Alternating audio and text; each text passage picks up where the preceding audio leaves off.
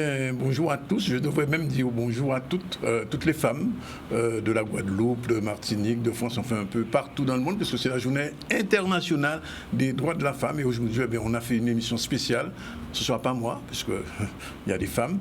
C'est Naïla qui va présenter dans un instant ce moment important pour les femmes de la Guadeloupe, puisque le ZCL, il y a près d'une vingtaine de femmes, nous seulement 4 noms, et près d'une vingtaine de femmes. Et ce sont elles aujourd'hui qui vont faire le show, qui vont faire l'émission. Et c'est pour ça que j'ai le plaisir d'accueillir Naïla, qui viendra et qui va présenter cette émission. Et moi, Rabati. Ciao, Naïla. Bonjour. Bonjour Danick. Et bonne présentation de la Journée internationale des femmes. Merci Danick. Bonsoir à tous les téléspectateurs de Canal 10, mais pas seulement Canal 10, mais aussi d'RHT Guadeloupe et de C10 FM. Donc effectivement, comme l'a dit Danick en préambule, c'est la Journée internationale des droits de la femme. C'est-à-dire au départ, on disait la Journée de la femme, ça s'est transformé peu à peu en international des droits de la femme.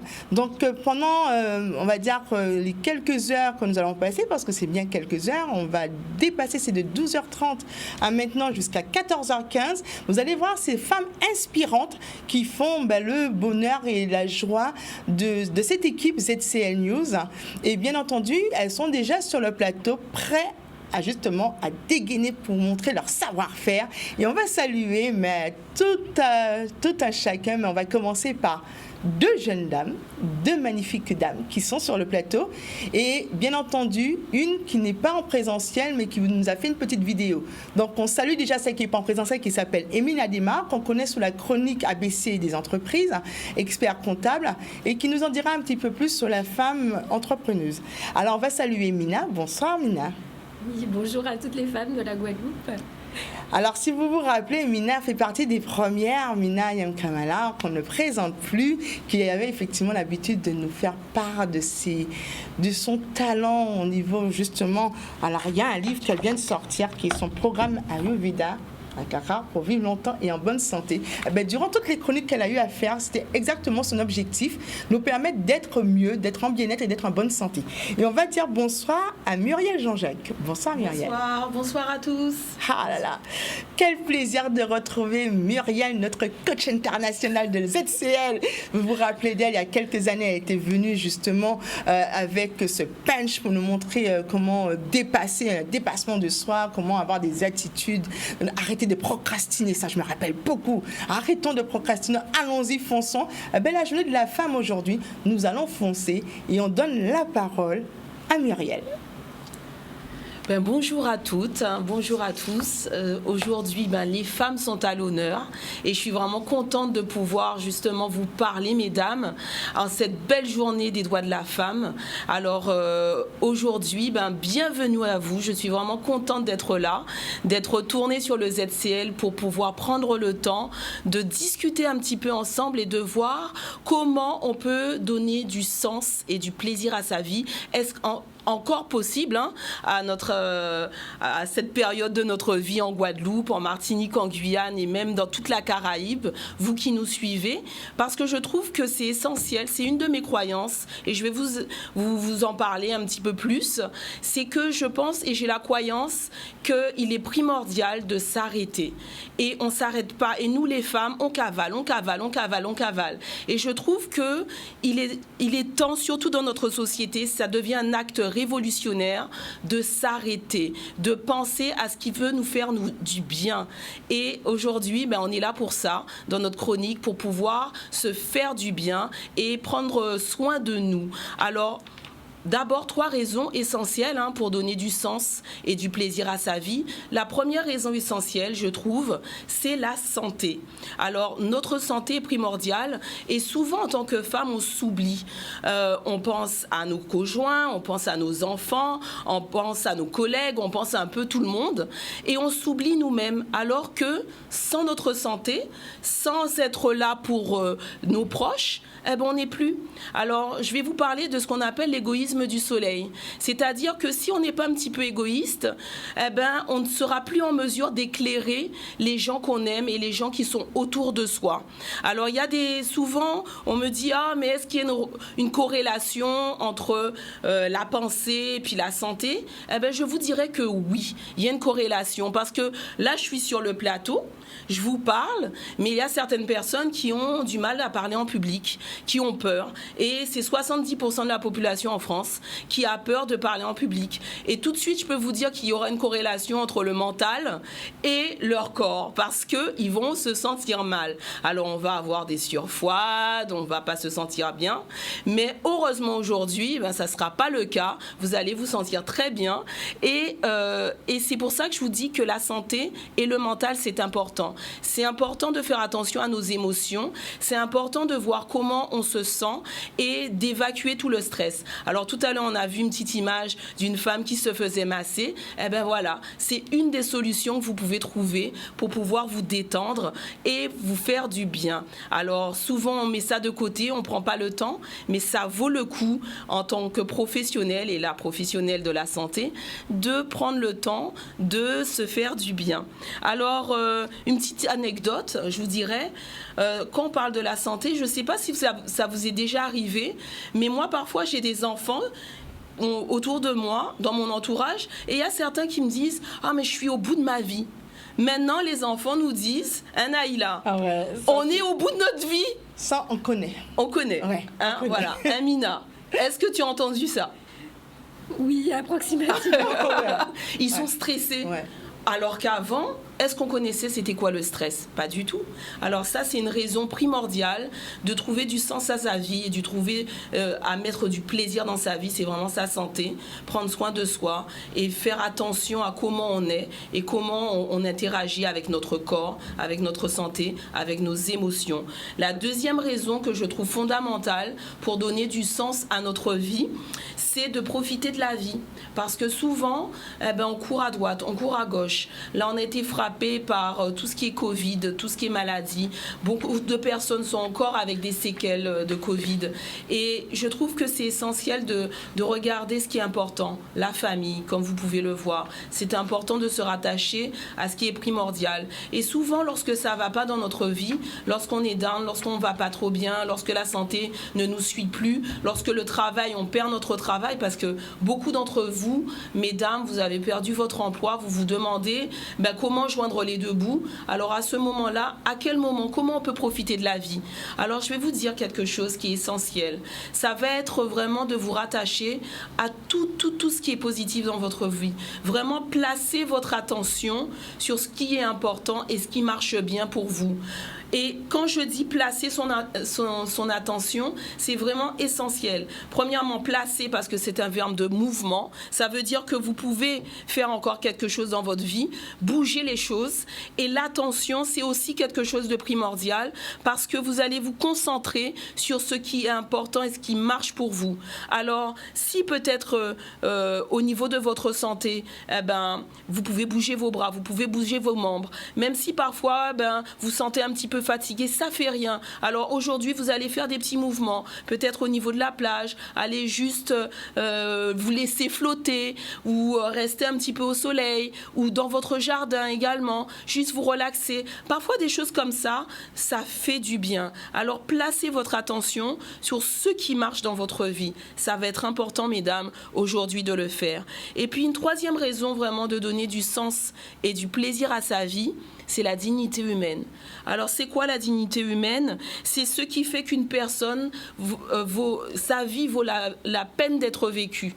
Et votre vie vaut la peine d'être vécue parce que vous êtes des créatures merveilleuses. Et aujourd'hui, je trouve que vous ne vous le dites pas assez. Et c'est dommage. Parce que souvent, vous vous préoccupez de tout un chacun et vous vous oubliez. Mais rappelez-vous, et dites-vous ça devant un miroir.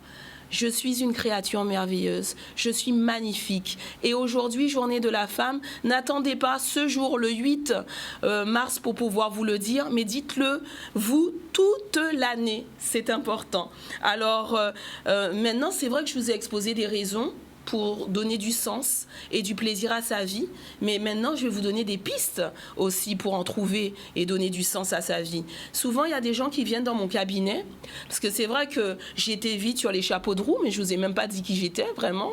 Alors, je m'appelle Muriel Jean-Jacques, je suis psychopraticienne et je suis spécialisée dans tout ce qui est épanouissement professionnel et personnel. Alors, j'œuvre au niveau personnel, mais aussi en entreprise, comme consultante et formatrice. Donc, on me voit au niveau des ressources humaines, tout ce qui est communication, management du dirigeant, team building, donc renforcement d'équipe. Je suis là. Et donc, aujourd'hui, je trouvais que c'était important de pouvoir parler des pistes qu'on pouvait avoir, qui sont souvent très simples, mais qu'on ne regarde pas, qu'on n'exploite pas dans notre vie de tous les jours. Parce que souvent, j'ai des personnes qui viennent à mon cabinet qui me disent « je ne sais plus qui je suis ». Parce qu'ils ont perdu leur profession ou parce qu'il faut se réinventer, mais ils ne savent plus. Donc, ils perdent leur identité. Il y a aussi certains qui me disent, mais qui ne savent plus où aller. C'est-à-dire dans quelle direction regarder. Parce qu'au niveau de leur carrière, il y a des gros changements qui se font. Et là, du coup, ils ne savent plus. Donc, dans quelle direction, dans quel sens regarder. Alors, moi, je vous dirais, la première chose, c'est de vivre. Et quand je dis vivre, c'est-à-dire vraiment bâtir au fur et à mesure des petites habitudes. Et on dit en anglais tiny habits, vraiment ça. C'est-à-dire que chaque jour, vous allez essayer de contribuer à ce que vous augmentiez votre confiance en vous. Comment ? Alors, comment vous allez faire ça ? Chaque jour, vous allez trouver dans votre journée qu'est-ce qui vous a fait du bien, qu'est-ce qui va permettre peut-être d'apporter un sourire à votre entourage, qu'est-ce qui va peut-être permettre de changer la donne dans votre vie. Parfois, ça n'a pas besoin d'être très compliqué, hein. Ça peut être un sourire, ça peut être un baiser que vous allez donner à quelqu'un que vous aimez, peut-être une attention particulière, vous allez peut-être aider un collègue ou aider un proche. Donc ça va faire qu'au fur et à mesure, par des petites habitudes régulières, vous allez pouvoir rebooster votre confiance en vous. Et ça, c'est important parce que ça va vous créer de la dopamine naturelle et des hormones du bonheur qui vont faire que vous allez vous sentir mieux. Alors, j'avais dit dans des chroniques précédentes qu'il suffisait de s'enlacer et justement, ça pouvait nous augmenter notre hormone du bonheur. Alors, vous trouvez, en ces moments où justement on oublie de le faire ou on ne le fait plus, recommencez un petit peu à le faire. Je pense que ça va vous faire du bien. Et puis la deuxième chose importante, c'est, je vais parler d'intégration. Quand je parle d'intégration, c'est-à-dire que souvent, il nous arrive des succès dans la vie, il nous arrive de belles choses, mais on ne prend pas le temps de les intégrer, on ne prend pas le temps de vraiment savourer nos succès. Ils passent comme ça et puis on oublie. Alors là, ça va être important de les intégrer. Comment vous allez faire ? Je vais vous inviter à faire une petite liste et à penser à tous les succès que vous avez eus, les plus petits aux plus grands. Et toujours les associer à des moments positifs, hein, pas de négatifs. Et une fois que vous avez dressé cette liste, vous fermez les yeux. Comme ça, vous fermez les yeux. Prenez le temps, allez, on ralentit un petit peu et vous repensez à ces succès-là. Et là, justement, toutes les émotions qui sont venues, comment vous étiez, qu'est-ce que vous ressentiez et qu'est-ce que vous vous disiez. Et vous allez voir, ça va vraiment vous faire du bien. Et la troisième chose, pour finir, ça sera de contribuer. Contribuer, alors ça fait du bien de contribuer par des associations dans lesquelles vous participez. Moi, je préside celle des Petits Frères des Pauvres en Guadeloupe. On aide les aînés et on va justement les visiter. On est des visiteurs. Alors, c'est le moment aussi de prendre soin de nos aînés. C'est le moment aussi de leur tendre la main, de leur apporter le sourire parce qu'ils ont besoin de nous. Puis également, avec ma team, Madras Cycling, c'est team de vélo, là, on redonne aux jeunes. Alors, également, faites du sport, aidez nos jeunes, sponsorisez nos équipes, s'il vous plaît. Team Madras Cycling, alors moi je le redis encore, et puis vous allez voir, on va vous apporter du bonheur, de contribuer, les gens vous rendent de l'amour. Alors voilà, c'est ce que je voulais vous dire aujourd'hui. Je m'appelle Muriel Jean-Jacques. J'étais là pour vous aider, pour vous donner un petit peu de plaisir et de sens dans votre vie. Et puis vous pouvez me joindre au centre Carutera à Pointe-à-Pitre. Les femmes désireuses d'un changement durable. Donc en écoutant Muriel, je pense qu'on est parti pour justement pas se plus cette date, mais vraiment être des femmes entreprenantes, des femmes qui ont un désir justement de vouloir aller beaucoup plus loin. Et c'est pour la cause que cette journée existe. Elle n'existe pas pour rien. Le 8 mars est une date symbolique. C'est vrai que beaucoup vont dire qu'est-ce qu'on fait des autres jours de l'année, mais il fallait vraiment choisir une date pour qu'on puisse effectivement dans le monde entier être connectés en même temps. Non mais c'est quelque chose de grandiose. Mais on ne va pas s'arrêter là. Femme chef d'entreprise, Emeline Adémar, expert comptable, nous en dit un petit peu plus sur son expérience et justement faire des retours en arrière sur ce qu'il y avait avant et ce qu'il y a aujourd'hui. Chers téléspectateurs, chères téléspectatrices, bonjour, surtout chères téléspectatrices. Emeline Adémar, je présente la chronique ABC des entreprises et c'est dans cette dynamique que j'ai choisi aujourd'hui de parler de la femme en tant que chef d'entreprise, femme aux multiples casquettes. Pourquoi ? Tout simplement parce que, vous le savez bien, toutes et tous, que depuis très jeune déjà, depuis plusieurs années, notamment dans nos îles, les femmes ont été particulièrement élevées, éduquées, pour pouvoir savoir, quand elles seront plus grandes, s'occuper de leur maison, s'occuper de leur foyer, apprendre à cuisiner, apprendre à être des bonnes femmes aux côtés de leur mari. Et il est vrai qu'il y a de ça quelques années, on observait beaucoup plus les hommes qui travaillaient et les femmes d'ailleurs qui restaient aux côtés de leurs enfants dans le cadre de leur éducation. Mais il s'avère que depuis quelques années maintenant, je devrais dire, les choses ont quelque peu évolué. Ces femmes qu'on retrouvait et qu'on voudrait à la base retrouver davantage chez elles ont choisi de se lancer dans le monde de l'entrepreneuriat.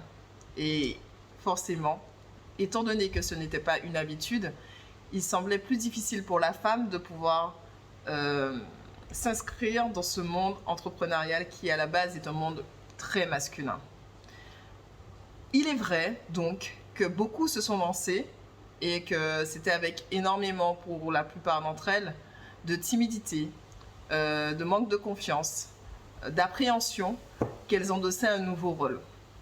Il a été démontré quand même en 2014 que ces femmes qui se sont lancées avec beaucoup d'appréhension, de timidité, étaient au final de superbes chefs d'entreprise. Pourquoi ?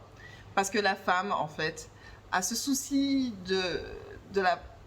du détail, ce souci de la prudence, parce que justement, elle a été élevée à la base pour pouvoir s'occuper de son foyer et s'assurer que jamais aucun membre de ce foyer ne puisse manquer de quelque chose. Elle a appris, ne serait-ce qu'au sein de son entreprise, à être beaucoup plus vigilante. Et il y a de ça, en 2014, une étude qui est apparue et qui a expliqué justement que les femmes à la tête de l'entreprise étaient de très bonnes gestionnaires. Je ne dirais pas meilleures pour vous, messieurs, puisque vous pourriez vous sentir quelque peu offusqués, mais de très bonnes gestionnaires, parce que justement, étant prudentes, elles réfléchissent très longtemps aux projets en fait, qu'elles entrevoient, aux projets qu'elles veulent développer, et donc elles affinent, elles recherchent et elles sécurisent. Et il est vrai que dans le profil masculin, très souvent les hommes, quand ils partent, on va dire entre guillemets en guerre, même si ce n'est pas un terme qu'il faudrait employer aujourd'hui, ils partent de façon beaucoup plus abrupte. La femme va être plus prudente. Elle va veiller à ce que ses arrières soient toujours protégées. Et donc, il est vrai qu'une femme à la tête d'une entreprise est un leader qui fait attention, est un leader qui va s'assurer que son entreprise ne manque jamais de rien et que les orientations qu'elle aura prises seront forcément les bonnes. C'est exactement aussi le cas pour les hommes, on ne va pas dire le contraire. Mais cette femme va toujours être régulièrement attentive, vigilante. Et aussi, ce côté maternel qu'on retrouve lorsqu'elle doit éduquer ses enfants, on le retrouvera aussi très souvent dans son management, dans son leadership, parce qu'elle voudra prendre soin quand même de ses équipes. Et c'est pour cela, enfin, en fait, qu'aujourd'hui, j'interviens et que j'ai envie de dire à toutes les femmes qui regardent cette émission, de garder confiance. Ayez confiance en vous, ayez confiance en vos projets. Il est vrai que justement, la force que vous avez toutes, la force que nous avons toutes, réside dans cette capacité à prendre plusieurs casquettes. Pourquoi ? Parce qu'effectivement, il y a la femme qui va être, pour le coup, chef d'entreprise, mais cette femme doit réussir à concilier sa vie professionnelle avec sa vie privée. Et c'est la raison pour laquelle c'est très souvent un double, voire un triple challenge, de pouvoir à la fois gérer son entreprise, de pouvoir être présente pour pouvoir éduquer ses enfants, ses enfants, de pouvoir être aux côtés de son mari. Et en fait, la société attend les femmes là. La société nous attend là. Mais la force avec laquelle on a grandi, c'est celle qui justement fait de nous ces femmes qui ont la possibilité d'endosser plusieurs casquettes. Alors mesdames, aujourd'hui, en ce jour de la fête de la femme, aujourd'hui le 8 mars, je nous souhaite à toutes une excellente fête. Et surtout, gardez confiance, continuez, persévérez. Pour celles qui ont décidé de créer leur entreprise, allez-y, foncez, faites-vous accompagner, parce que je ne pourrai jamais le dire, je ne pourrai jamais m'arrêter de le dire, faites-vous accompagner, que ce soit du point de vue professionnel par un expert, par des avocats lorsque vous vous lancez dans votre structure, mais aussi du point de vue personnel, parce que c'est vrai que ce n'est pas forcément évident de pouvoir avoir toutes ces casquettes. Et vous qui êtes femme, qui êtes mère, n'hésitez pas. C'est un beau challenge. Vos enfants seront fiers de vous. Vos maris seront fiers de vous. Vous serez fiers de vous. Alors surtout, osez. Aujourd'hui, c'est une femme, chef d'entreprise, mais aussi maman, qui s'adresse à vous et qui vous dit que il faut jamais lâcher, il faut toujours tenir, et qu'en fait, on a en nous cette force, cette résilience qui nous permettra toujours d'aller plus loin. Je vous souhaite à toutes un bon appétit et surtout une bonne fin de journée. Femme, effectivement, en tant que chef d'entreprise, femme douboute, femme maman, vous voyez, plusieurs casquettes. Et quelquefois, on pense des fois à entreprise, mais même les femmes au foyer qui élevaient 5, 6, 10 enfants, c'est comme une entreprise, il faut savoir les tenir. Pour pouvoir tenir la maison, c'est d'abord là qu'on a commencé cette relation de femme chef d'entreprise, c'est-à-dire qu'on est dans ce business, on est là, on se dit qu'il faut que tout marche, donc on prend plusieurs casquettes. On doit s'occuper des enfants, soit, on doit aussi s'occuper de la maison, c'est une chose, et on doit aussi s'occuper du mari. Donc tout ça, ouais, c'est du travail. Et puis, elle a touché quelque chose qui, vraiment, c'est la transition, la femme de valeur. Et avec Mina, on va justement découvrir cette femme de valeur, celle qui suscite. Oui, effectivement, c'est un sujet assez essentiel, la valeur de la femme. Donc, cette femme, elle suscite l'admiration de la part des autres femmes et des hommes. Donc, une femme qui connaît sa valeur, elle ne va pas mendier l'amour. Voilà, parce qu'elle a bien conscience de toutes ses qualités et de ses valeurs. Pourtant, il y a une majorité de femmes qui a tendance à ne jamais abandonner le partenaire ou les personnes avec lesquelles elles ne se sentent pas bien. Voilà. Donc, mais justement, c'est une bonne nouvelle. C'est comme on dit, la bonne nouvelle, c'est que les choses changent. Oui. C'est-à-dire que cette femme, elle évolue, elle mue. Donc, comment améliorer la confiance en soi, justement? Parce que j'étais présentée au départ, je le remontre, la Bible, je vous le remonte, comment, justement, grâce à ce programme, la femme peut s'améliorer. Donc, il y a différentes techniques issues de l'Ayurveda pour pouvoir augmenter ce pouvoir d'attraction. Donc tout d'abord, je vous présente une vidéo qui retrace l'impression de ce livre Programme Ayurveda.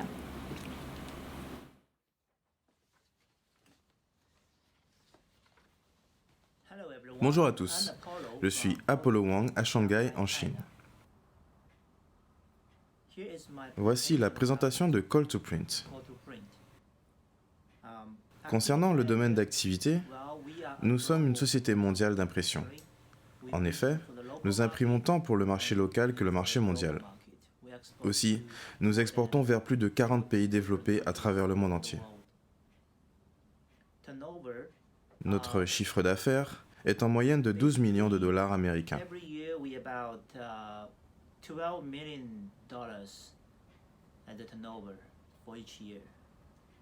De plus, nous embauchons 85 salariés à temps plein. Et parfois, si nous avons un gros dossier ou un projet urgent, nous embaucherons plus de travailleurs à temps partiel. Parlez-nous de la rencontre avec Mina.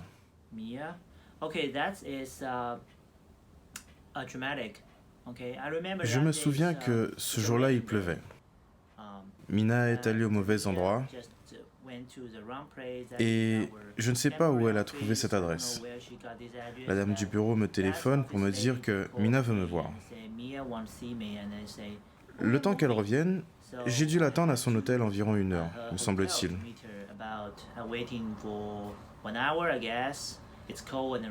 Il faisait froid, il pleuvait.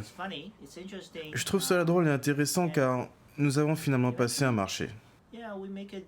Mina est une personne charmante et elle a un excellent livre. J'aime beaucoup son livre, Programme Ayurveda. Est-ce la première fois que vous travaillez avec un écrivain guadeloupéen? Oui. Avant de situer cette île, j'ai dû aller sur Google Maps. C'est beau. Je vais certainement venir en voyage avec mes enfants.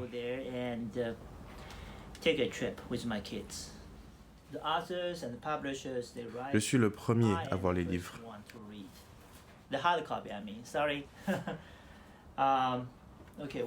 C'est le livre que nous venons d'imprimer, la couverture.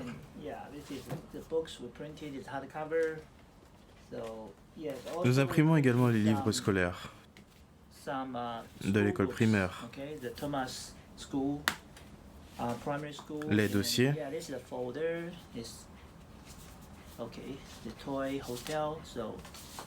vraiment tout. Voici le livre Otto.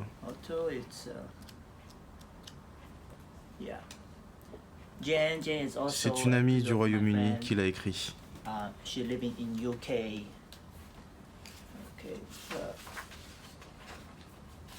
Il y a aussi le catalogue. Disneyland. Nous avons de très beaux dessins.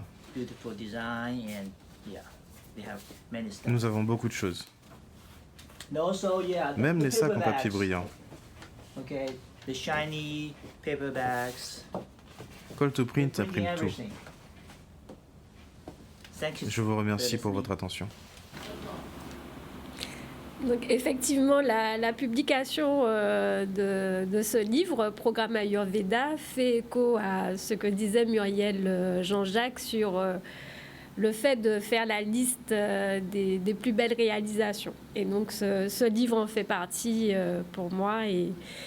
Et donc je vais tout d'abord vous parler de comment améliorer votre confiance en soi grâce au programme Ayurveda.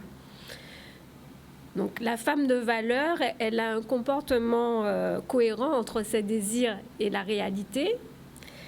Et pour créer une relation de confiance avec les autres, elle va passer par 3 étapes: la synchronisation, la calibration et la conduite.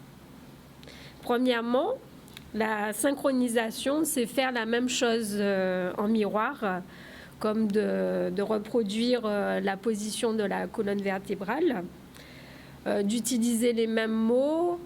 Ça peut être aussi de reformuler ce qui vient d'être dit.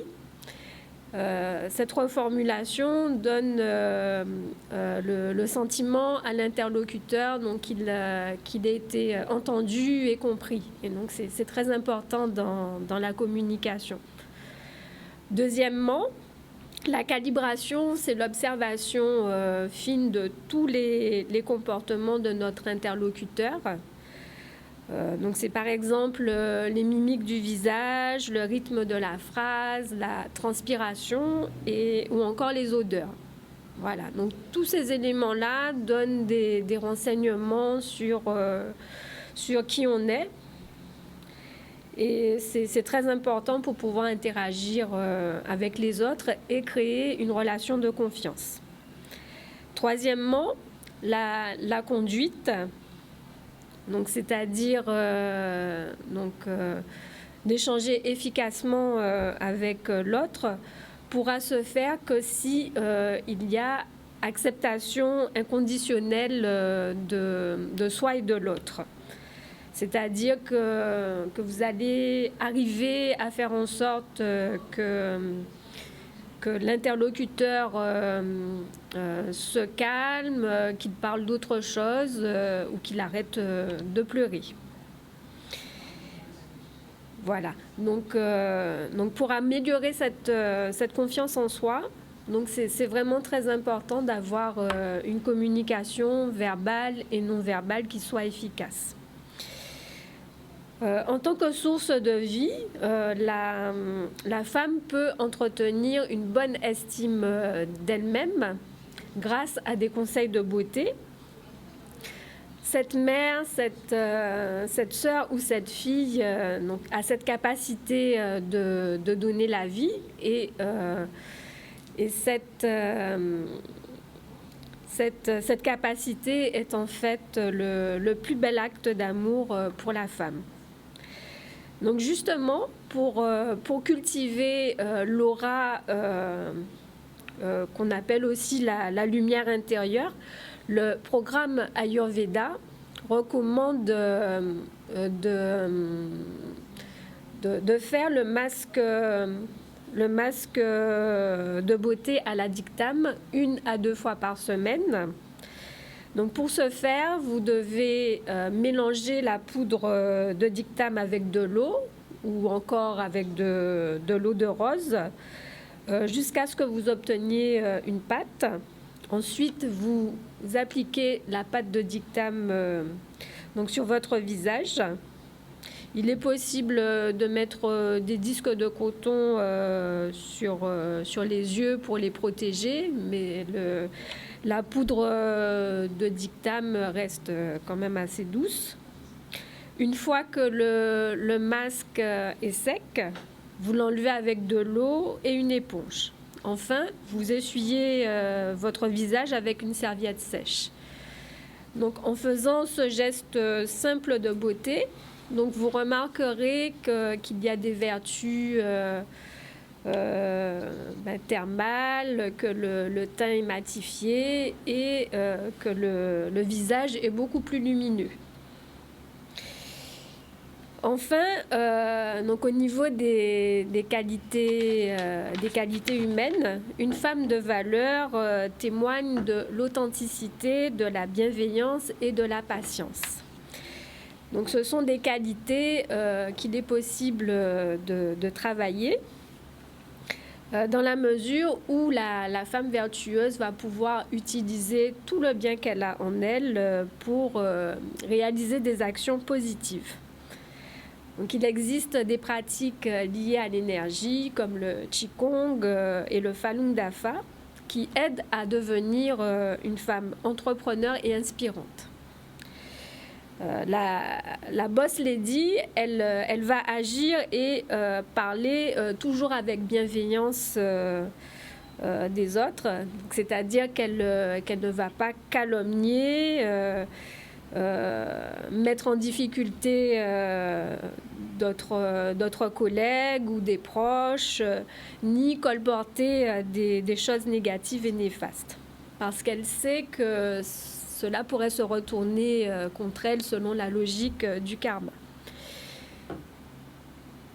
Donc la valeur de la femme va être d'agir en cohérence avec ce qu'elle veut attirer à elle.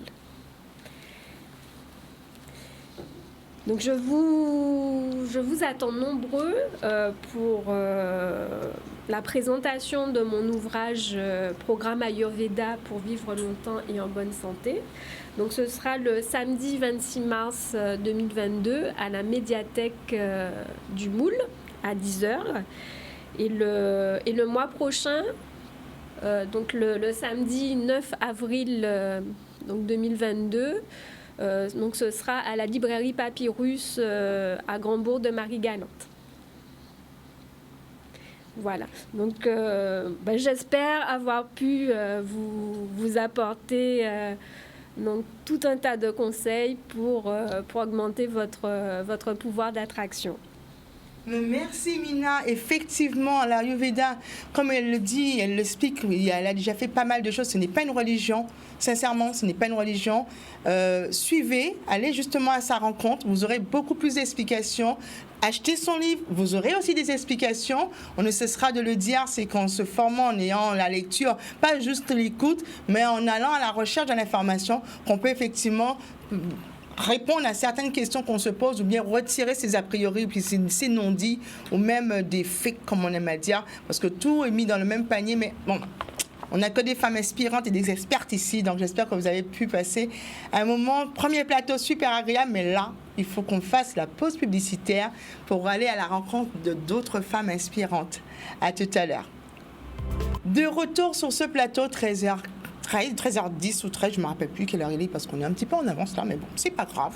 Alors, on est sur ce plateau pour célébrer ce fameux jour du 8 mars, comme on l'a dit, pour ceux qui prennent en cours l'émission du ZTL News, donc les auditeurs d'RHT Guadeloupe et le C10FM, on vous resalue encore, mais là, on a d'autres femmes entreprenantes qui nous ont rejoints sur ce plateau, et avec elles, on va aller franchement célébrer ces femmes au pouvoir, on va dire ça. Aujourd'hui, on prend le pouvoir, et on va aller en Martinique à la rencontre de Francette Florimond. Et Francette qu'on ne présente plus, notre économiste, cette femme audacieuse, elle nous en dit un peu plus pour marquer cette journée. Décodons le présent pour mieux construire l'avenir. La chronique d'Interentreprise avec Francette Florimond. Bonjour, j'espère que vous allez bien. Aujourd'hui, de par le monde, et donc chez nous aussi, il est de bon ton de fêter la Journée internationale du droit des femmes. Je vais donc me plier moi aussi à cette tradition commune. Il y a une femme que je voudrais qu'il soit libérée partout dans le monde, chez nous aussi, afin qu'une autre dimension apparaisse enfin dans cet endroit béni qu'est la Terre. Cette femme, c'est celle qui est au mieux endormie, au pire barricadée dans chaque homme. Je parle bien de celle qui est maltraitée, contrainte au silence dans chaque personne de sexe masculin, sous quasiment toutes les latitudes. Cet endormissement, ces barricades, sont le fruit de siècles d'une histoire bâtie sur un postulat erroné qui a la vie dure et qui nous mène tous ensemble au désastre. Le risque de désastre le plus récent est la menace nucléaire dans le cadre de l'invasion de l'Ukraine. Nous savons déjà d'histoire qu'un nuage radioactif ne demeure pas que sur le pays concerné par cette explosion. Nous savons aussi de longue date que les dégâts collatéraux sont de long terme. Cette politique de la terre brûlée est le summum de la rigidité toute masculine. Tout détruire plutôt que de reculer d'un pouce, de reconnaître que l'on s'est trompé, d'accepter que l'autre a autant de valeur que soi. L'acceptation de cette pensée rendrait impossible, par nature, toute envie de rentrer chez lui par infraction et de tenter de s'accaparer de ce qui lui appartient. Ne nous y trompons pas, ce que j'appelle rigidité toute masculine coule avec la même intensité dans les veines de celles qui ont, elles aussi, décidé de magnifier que le côté le plus fort de leur personnalité. Comme beaucoup d'hommes, elles tournent alors le dos à leur côté doux, le considérant comme une source d'échec. Une autre croyance erronée qui a la vie dure. Dans le même registre, les personnes qui refusent d'exprimer les 6 émotions naturelles que sont la peine, la colère, l'envie, la peur, l'amour, ont toutes les chances de vivre dans la rage, la possessivité, la jalousie, la panique, entraînant tuerie, guerre et désastre. Désastre encore que ces tonnes de déchets, qu'ils soient plastiques, pesticides et autres, qui empoisonnent les êtres humains, même ceux, principalement encore des êtres de sexe masculin, qui ne parviennent pas à prendre les décisions nécessaires pour sortir de ce cercle infernal. parce qu'il y a trop de dollars, d'euros, de yens, etc. à perdre, proposant alors à l'être humain de l'augmenter, voire de fuir dans des métaverses. Désastre enfin, quand les femmes qui arrivent aux manettes, parce qu'encore trop minoritaires, ne trouvent d'autres façons de s'imposer dans ce monde testéroné qu'en adoptant les pires manières de leurs prédécesseurs masculins. On les voit dans les négociations qui avortent à tous les strates de la société mondiale. Nous avons des exemples chez nous aussi. Voilà pourquoi j'appelle au réveil de la femme qui sommeille dans chaque personne de sexe masculin, en plus des lois, des quotas, des déclarations de bonnes intentions et autres anniversaires qui, seuls, ne font avancer cette cause mondiale qu'à tout petit pas. Pour le réveil de la femme endormie dans chaque personne de sexe masculin, nous les femmes, nous avons une vraie carte à jouer. À demain, prenez soin de vous. Décodons le présent pour mieux construire l'avenir. La chronique d'Interentreprise avec Francette Florimond.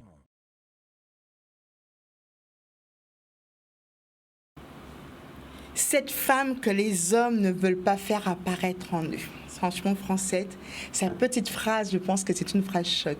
Et puis on revient sur ce plateau parce qu'on a été directement saluer la Martinique, mais on va quand même saluer les deux femmes inspirantes qui se trouvent sur ce plateau. On va dire bonsoir à mon Jipon, bonsoir José. Bien, bonsoir Naïla, bien bonsoir. Et bonsoir Edith. Bonsoir à toutes les femmes, bonjour à toutes les femmes et bonjour à José Turlepin. Aujourd'hui, vous avez le plaisir de recevoir deux Marie Galantaises en même temps. C'est chose rare. Une Marie Galantaise peut en cacher une. Qui mérite d'être soulignée parce que nous sommes des femmes exceptionnelles à Marie Galante. Et je confirme. Voilà. Ouais, on va pas s'immiscer. On dit qu'il faut jamais mettre la main entre le marteau et l'enclume. Bon, on va éviter. Donc, on va avec mon Jipon à la découverte d'un témoignage, très très très beau témoignage, dans cette journée du 8 mars.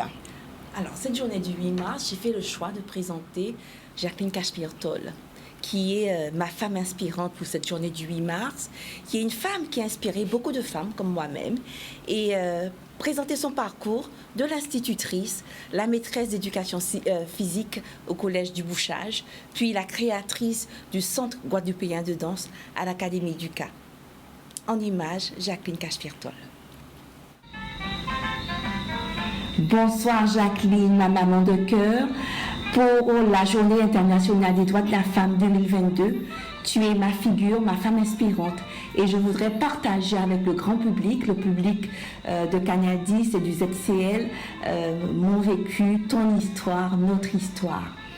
Jacqueline, une femme, un cœur, une passion, un engagement. À quel moment de ton parcours cet appel devient évidence?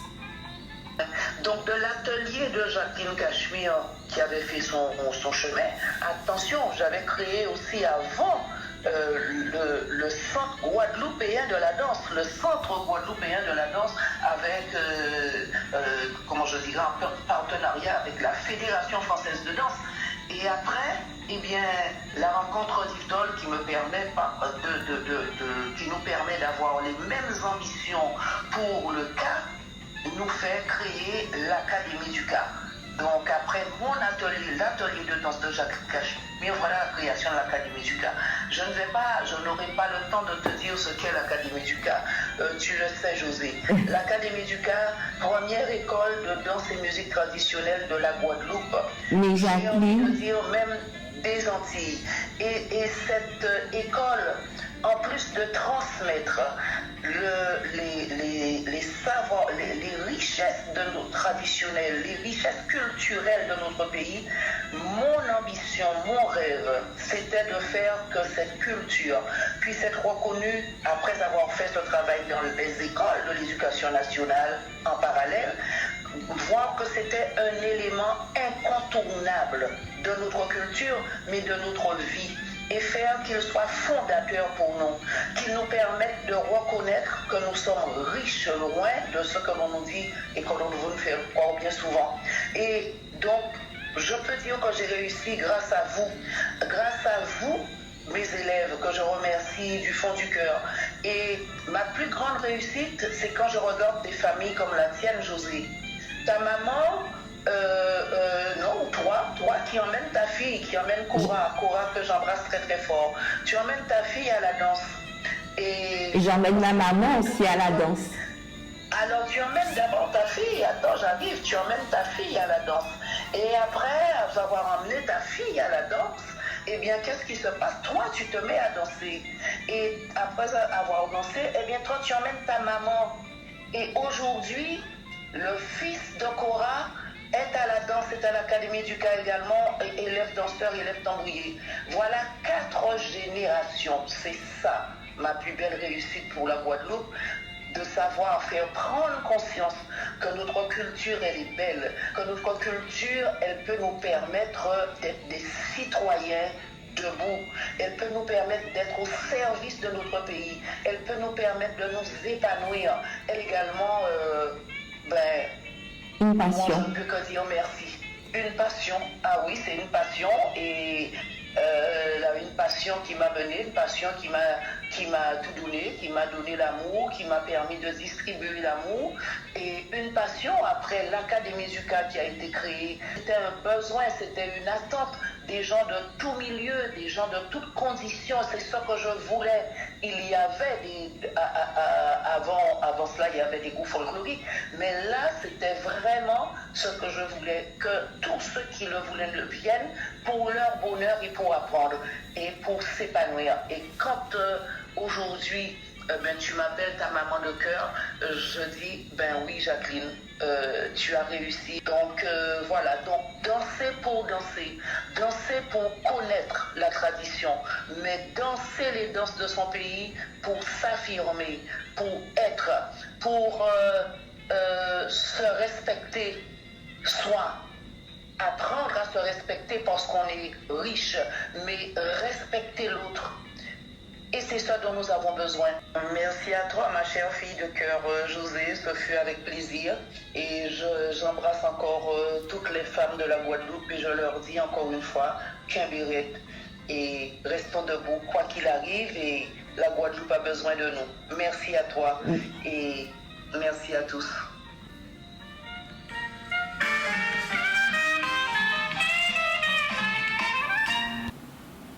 Alors José, franchement, merci. Nous, on te dit merci. Merci de cette rencontre avec cette belle personne. Et je pense que c'est une des femmes les plus inspirantes. On va dire qu'en Guadeloupe, il faut vraiment qu'on honore nos femmes. Et elle fait partie de ces femmes qui ont vraiment lutté. Qui m'a inspirée. Et puis, devant tout le monde, devant la Guadeloupe, j'ai juste envie de lui dire merci pour la passion que tu m'as laissée en héritage. Alors justement, on a une question, on va emmener une très belle question à notre prochaine femme inspirante. Quelle a été ta femme inspirante? Alors, quelles ont été mes femmes inspirantes? Mes femmes. Puisqu'il y a eu 2 dans ma vie. Ouais. Puisque dès mon plus jeune âge, j'ai été attirée par l'entreprise. Et donc, il y a quelque chose d'autre qui est devenu ma passion au fil des temps, c'était la politique. Et donc, je prenais plaisir toujours à regarder feu Madame Lucette Michou-Chevry, que je rends hommage aujourd'hui. Je crois que c'était son anniversaire le 5 mars. Et donc, je prenais plaisir à regarder une autre femme, qui était Madame Colette Coury. Alors, et en les regardant, j'avais un appétit qui venait, qui s'agrandissait, qui était de plus en plus grand. Et de là, je me suis construite. Parce que dans la vie, à mon avis, il faut toujours avoir des modèles. Et ces 2 femmes ont été mes modèles parce que je voulais être femme chef d'entreprise avant tout. Je voulais pas être salariée. Et je voulais flirter un peu avec la politique.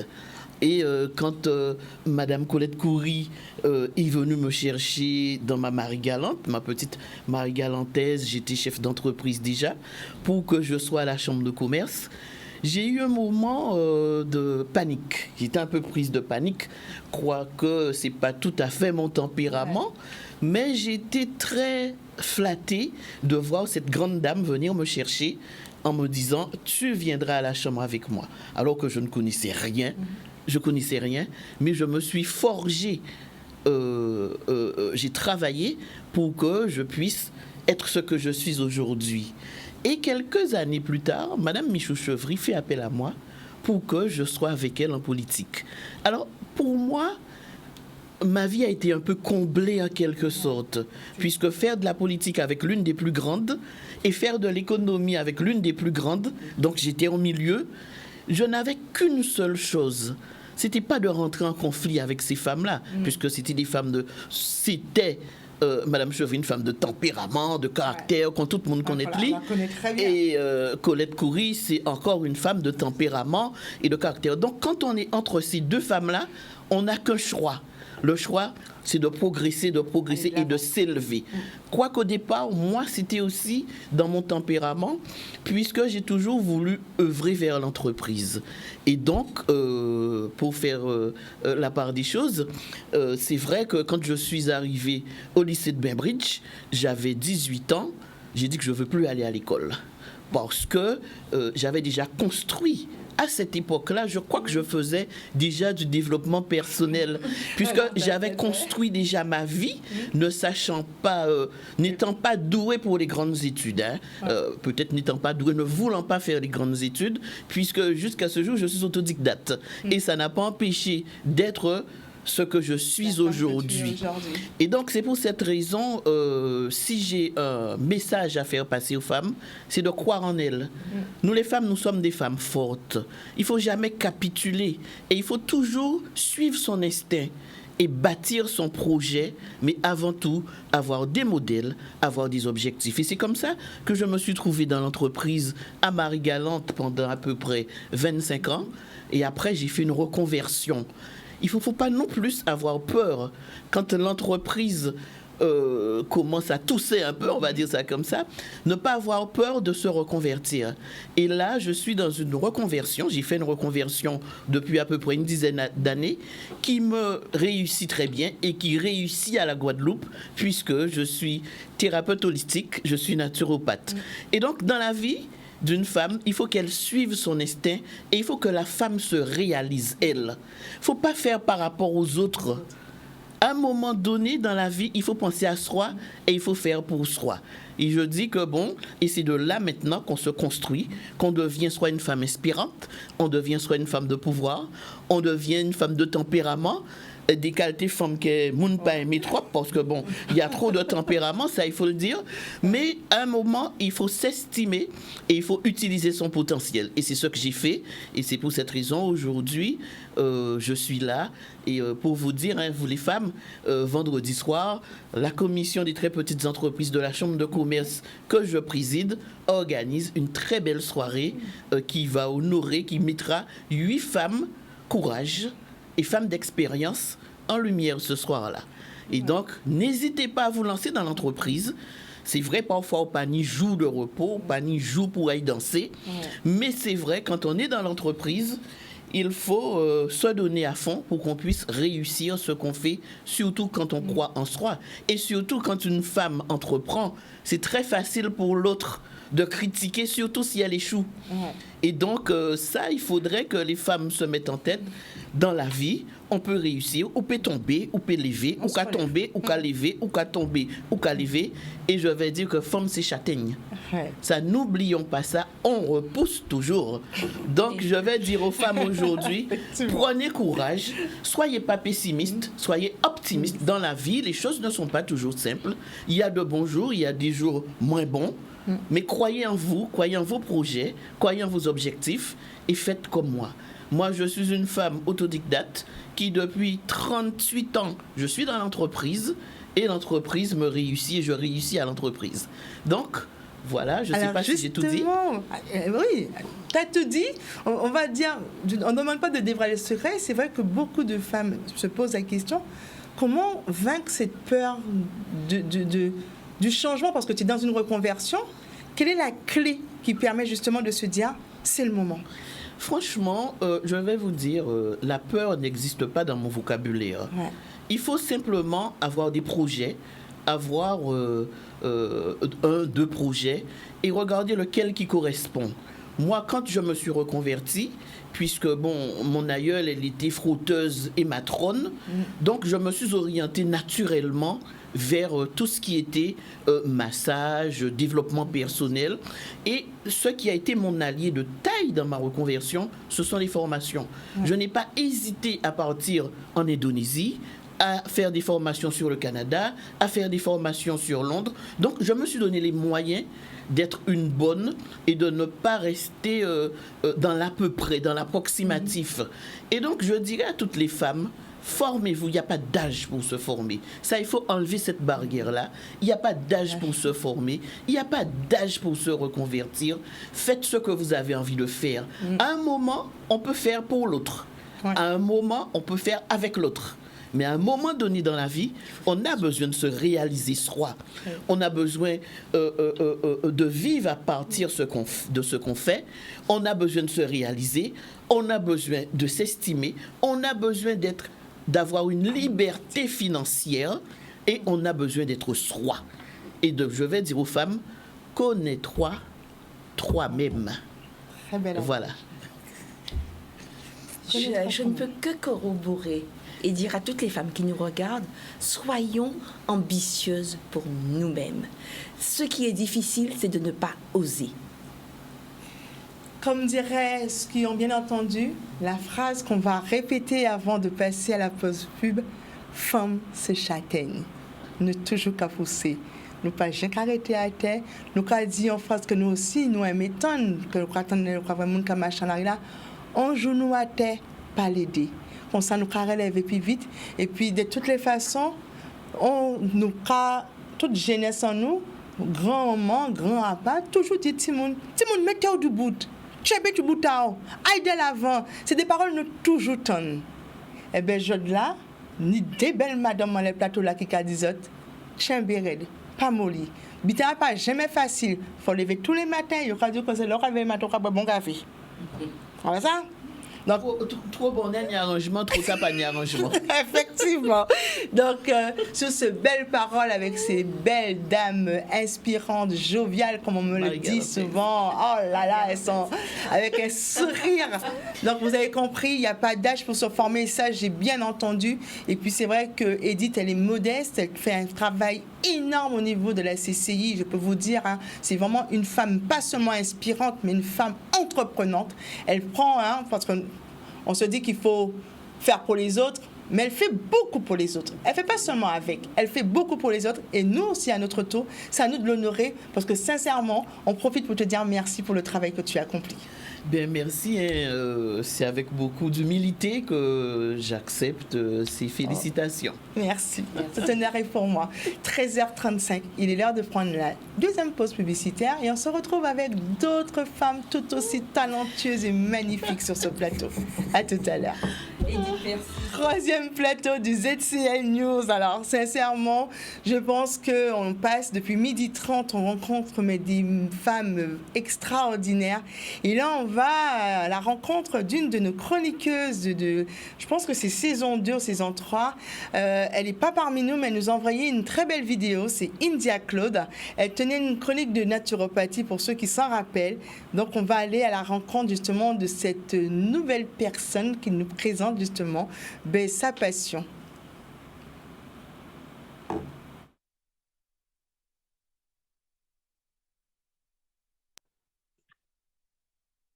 Hello, je suis contente de vous retrouver, ça fait tellement longtemps. Pour cette journée spéciale, j'ai l'honneur de vous partager mon évolution qui se fait, qui continue depuis les années où vous m'avez vue dans le ZCL, où vous m'avez connue en tant que naturopathe et aujourd'hui, j'ai avancé dans multiples disciplines. Je suis mentor holistique, casquette dans le bien-être et aussi chef de projet digital. Donc, en tant que mentor holistique, j'accompagne sur la santé, les thérapies brèves, les lois quantiques, le mindset. Je suis mindset expert. Et puis, en tant que chef de projet, j'accompagne les entreprises dans leur communication et leur marketing en ligne. Donc, voici mes deux casquettes. J'ai bien évolué et justement, je vais vous partager quels sont les freins que j'ai eus, les blocages que j'ai eus au niveau de mon mindset, durant toutes ces années qui m'ont empêché d'expanser et quelle est la réponse que j'ai trouvée également pour trouver ce qui allait me permettre d'évoluer et d'avancer. C'est ce que j'ai envie de te partager, toi femme qui m'entends. Je connais déjà ta valeur et si tu ne la connais pas, prends-en conscience parce que tu changes le monde à toi, toute seule. Voilà, nous portons en nous le changement pour l'humanité. Nous sommes importantes. J'ai envie de te partager ce que j'ai cru, ce qu'on entend beaucoup d'ailleurs actuellement sur une entreprise qui prospère, surtout dans le milieu du développement personnel, ce qui est faux. Et ensuite, je te partagerai dans un deuxième temps les leçons que j'ai apprises qui peuvent également t'inspirer, comme je te disais. Donc, je parle d'un business magnétique de mon côté quand j'accompagne. Et en termes de business magnétique, on peut mettre tout là-dedans, toute forme d'intox d'ailleurs. On croit que pour avoir une entreprise à succès, une entreprise qui réussit, il faut faire plein d'actions, plein d'actions, plein de choses. Il faut se répéter des affirmations positives. Je vais y arriver. Aujourd'hui, ceci, cela.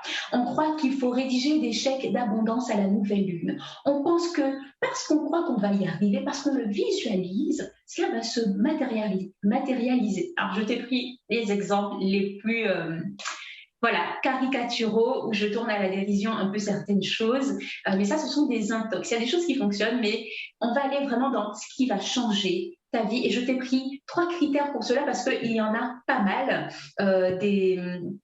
des points que je peux te citer, mais ceux-là sont ceux qui m'ont permis d'y arriver et qui permettent aux entrepreneurs également de réussir. La toute première chose que tu peux noter dans ton entreprise quand tu te lances ou quand tu es déjà en activité, c'est pour avoir cette entreprise magnétique qui amène les clients, parce que c'est l'une des questions qui revient quand on se lance en activité, où on cherche tout le temps à avoir des clients, à expanser, etc., c'est d'avoir des services qui sont en accord avec qui tu es. Parce que dans le marketing, quand tu commences à faire de la communication, de la publicité pour ton entreprise, on vient t'expliquer qu'il y a une façon de fonctionner, qu'il y a une recette, voire même un secret, on entend, pour y arriver. Non, il faut juste être en accord avec toi-même. Premièrement, les techniques, ça vient après. La deuxième chose, c'est d'avoir une foi infaillible dans ta contribution au monde. D'être convaincu que ce que tu amènes va changer la vie des autres.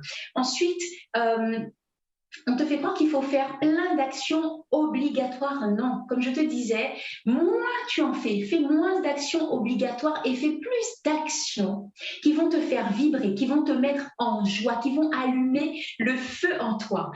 Et maintenant, j'en viens à ce que j'ai appris et qui a changé toute ma vie. Parce que de cela est venue cette notion de plaisir et c'est ce que je maintiens aujourd'hui pour me permettre d'avancer et d'expanser dans ma vie. Cela m'amène à manifester tout un tas de belles circonstances et des clients de cœur, des clients que j'aime vraiment.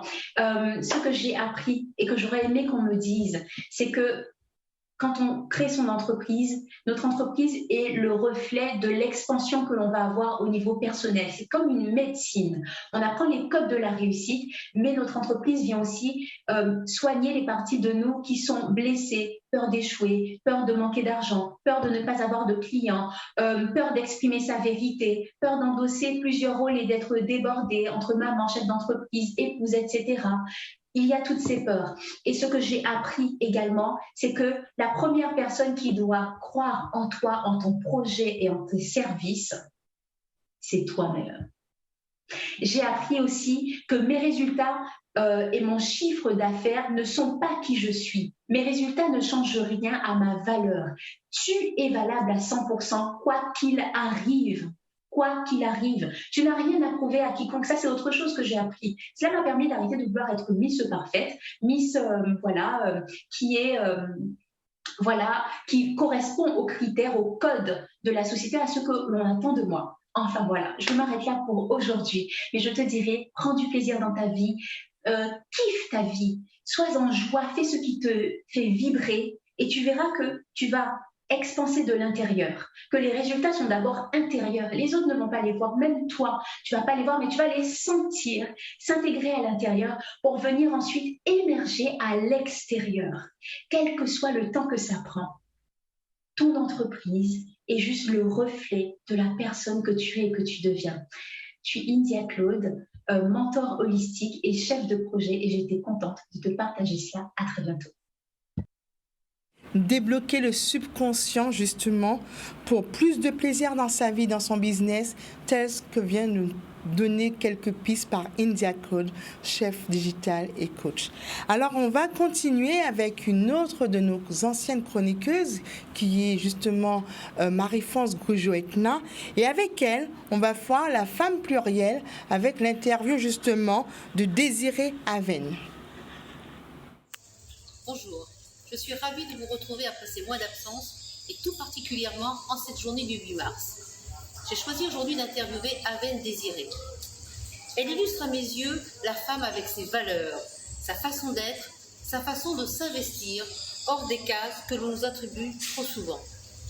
Aven Désirée a engagé un combat contre la discrimination envers toutes celles qui n'entrent pas dans les cases que nous impose la société.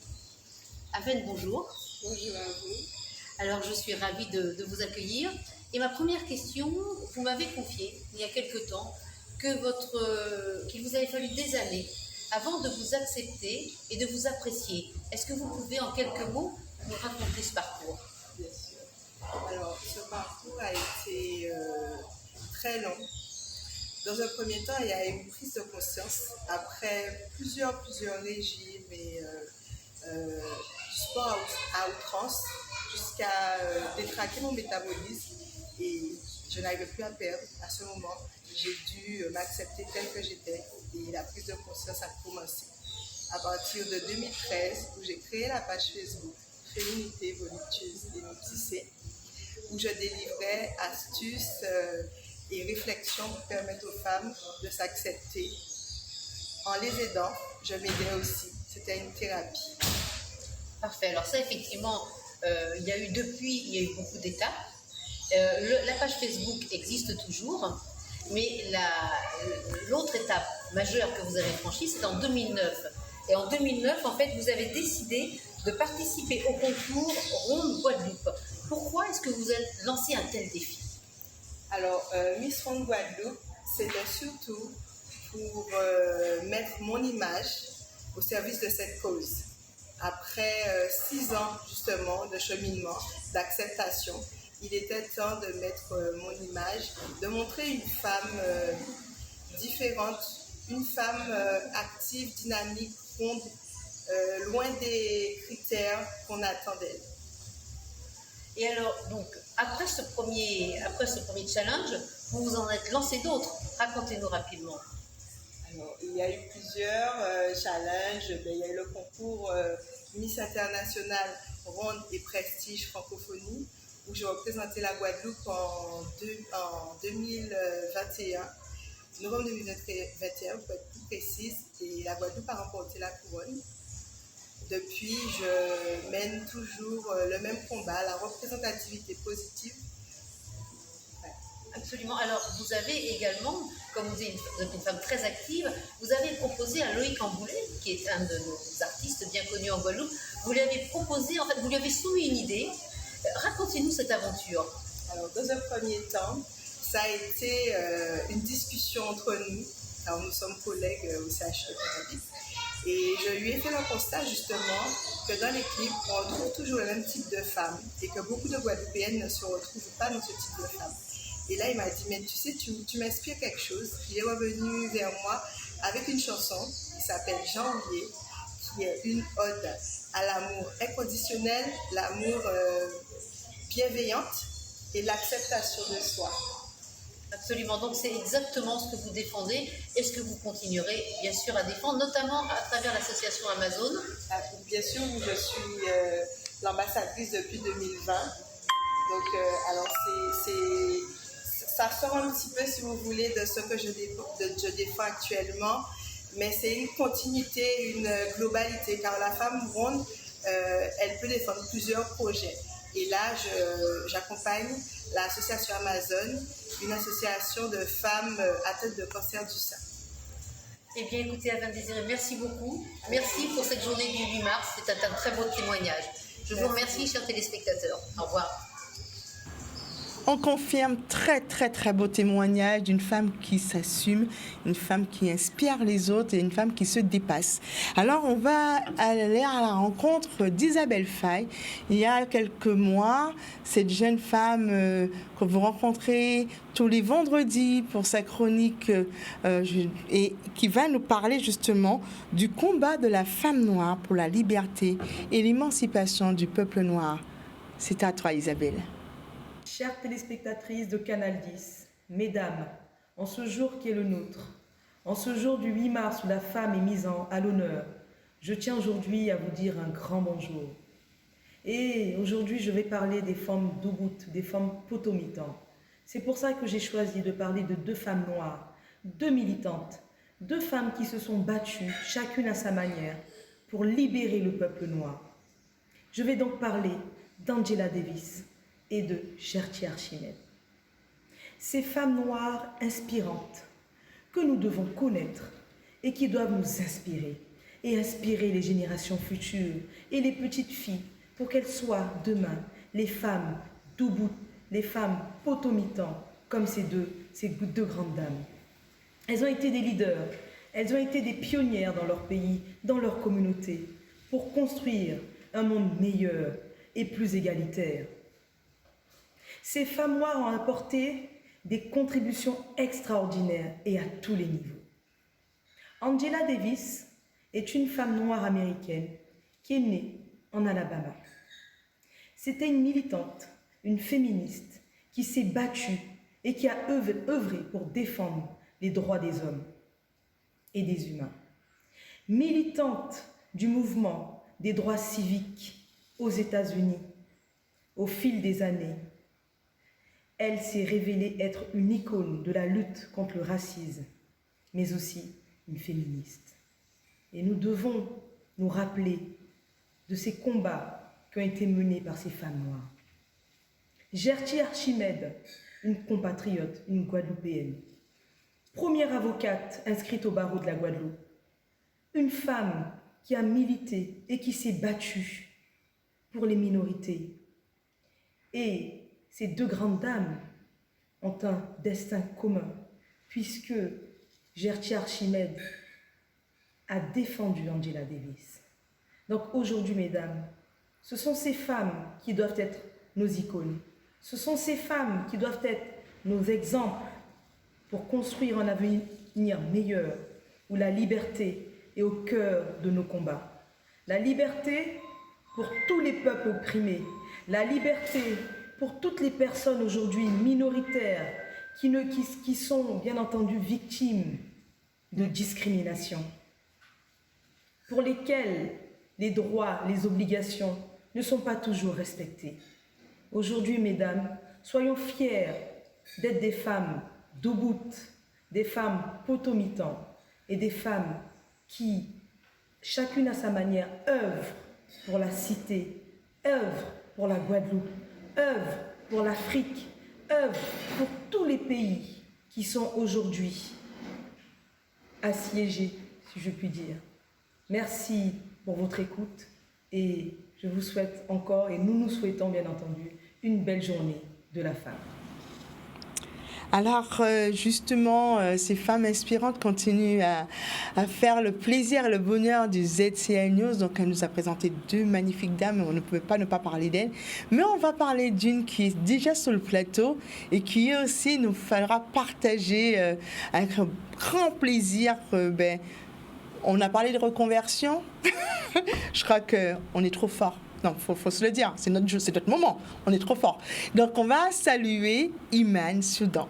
Bonsoir, oui, Iman. Bonjour Naïla. Comment vas-tu? Très bien, très en forme. Ah ouais, je vois ça. Je vois ça. D'être sur le plateau avec tous les auditeurs radio et télé. Donc c'est super. On va parler aujourd'hui de la femme et de comment s'empouvoirer. Alors l'empouvoirment, ça a l'air un mot un peu barbare en fait. Qui fait référence à l'empowerment en anglais et comment je peux prendre mon pouvoir personnel pour être complètement aligné avec qui je suis et à la fois dans ma vie personnelle et professionnelle. Le mot empowerment, on va voir en vidéo d'où il vient et c'est pas nécessairement destiné à la femme. C'est vraiment quelque chose, un concept qui a été inventé, mais qui se veut un peu universel et qui a été adapté par rapport à la femme. Et je vais vous expliquer comment après pouvoir prendre son pouvoir personnel dans sa vie et l'idée sa vie en fait, tout simplement. On va voir déjà la vidéo. Empouvoirment. Le défi était de taille. Trouver une traduction à un concept venu du monde anglo-saxon dont nous manquons cruellement. Empowerment. Ce mot anglais, qui existe depuis le début du 19e siècle, s'est répandu dans le monde au tournant des années 70. À l'origine, il renvoie à une prise de pouvoir sur sa vie, au développement d'une confiance en soi suffisante pour se libérer des catégories dans lesquelles on est emprisonné. La prise de conscience est individuelle et collective pour gagner du pouvoir dans la société. On a donc affaire à un concept politique. En français, plusieurs propositions de traduction ont émergé en fonction du contexte. Capacitation, responsabilisation, insertion, autonomisation, empuissancement, avant une traduction presque littérale d'empowerment par empouvoirment. Le préfixe « en », qui vient du latin « in », à l'intérieur d'eux, et la fin du mot en « ment » traduisent l'action de se grandir dans et par le pouvoir qu'on développe. Dans les années 80, les mouvements féministes s'emparent du terme pour lutter contre des structures inégalitaires. Et progressivement, on se met à employer le mot pour bon nombre de communautés marginalisées. Les femmes, les gays, les noirs, les pauvres. Tant et si bien que les pouvoirs en place le récupèrent et en font un concept politiquement correct, incontournable. On est passé à un élément de langage. Mais il s'agit de ne pas baisser les bras, car le mot traduit si bien le point de vue des opprimés, leurs espoirs et leurs combats, que tout l'effort consiste à retourner aux racines du terme pour lui restituer sa puissance originelle. C'est aussi pour cela qu'on s'acharne à lui trouver la meilleure traduction possible afin de le maintenir en vie. Donc l'empouvoirment, ça fait référence à la capacité des femmes à s'émanciper par elles-mêmes pour obtenir cette égalité homme-femme, mais pas seulement, puisque il y a beaucoup de femmes qui sont encore en inégalité par rapport au salaire, qui sont harcelées sexuellement au niveau du travail, qui sont victimes de violences conjugales, qui sont soumises à une charge mentale énorme parce qu'elles ont tout à gérer, à la fois le travail, les enfants, le mari, etc., s'il y en a. Et donc c'est un concept, l'empouvoirment, qui va bien au-delà de sa sphère juste privée ou professionnelle. C'est vraiment quelque chose de global. Et l'idée, c'est d'avoir un processus de développement de soi-même pour pouvoir rayonner et raisonner par rapport à l'extérieur, parce que ce qui se passe à l'intérieur de moi se reflète à l'extérieur. Donc si je suis suffisamment forte à l'intérieur, ça fait que mon extérieur ne peut rien contre moi, en fait. C'est ça l'idée. Alors comment réussir à faire ça? C'est déjà connaître sa valeur personnelle, définir ses limites. Qu'est-ce que j'accepte? Qu'est-ce que j'accepte pas? Au niveau professionnel, personnel, carrière, enfant, tout en fait, c'est de définir vraiment, voilà, ça c'est ok pour moi et tout le reste, non, ça ne vient pas, ça ne peut pas m'atteindre en fait. Donc c'est mon cadre que je négocie pas. Il y a ça c'est mes besoins, j'arrive à les combler d'une certaine façon et si ça rentre pas dans ce qui me fait du bien, c'est pas négociable, je ne prends pas. Voilà. Donc c'est aussi une façon de se découvrir, soit de répondre à qui je suis, ce que j'ai envie d'être et ce dont j'ai besoin dans ma vie pour me réaliser personnellement. C'est aussi faire fi des injonctions de tu dois être comme ça. Voilà, d'une certaine façon. Tu es maman, donc il faut que tu t'occupes de ton enfant. Voilà, tu peux pas être entrepreneur, c'est pas possible. Enfin, c'est dépasser tout ça et se dire que j'ai droit à tout et que la seule limite que je peux avoir, c'est celle que je me donne en fait. Donc, je travaille sur moi suffisamment en profondeur pour être invincible. Je mets des guillemets parce qu'on n'est jamais, en fait, invincible, mais je m'écoute, moi, avant d'écouter les autres. Et ça, c'est fondamental. Parce que je suis importante autant que les autres le sont. Je ne peux pas faire passer l'autre avant moi parce que si je ne suis pas OK avec moi-même, je ne peux pas être OK avec les autres, en fait. Donc, c'est réaliser que je suis actrice et que je peux me libérer toute seule en intégrant un peu toutes les parties de moi et c'est ce qui me permet rise en fait, de briller à la fois parce que je suis complètement alignée et en paix, et en sérénité avec moi, et du coup ça se répercute à l'extérieur dans mon environnement. Je peux décider pour moi de mes règles de vie et pas forcément suivre celles qu'on m'impose. Je peux me faire du bien et je définis ce qui est bien pour moi en fait, c'est surtout ça. Donc c'est vivre de ses convictions, devenant soi-même, par soi-même, en étant un exemple pour soi-même, sans faire référence à des mémoires ou à des exemples qui nous ont manqué en réalité, parce que on est dans une société en plus post-coloniale. Et c'est vrai que le corps, par exemple, le rapport au corps qu'on a actuellement est différent. Je pense que dans la société occidentale, ce n'était pas notre corps.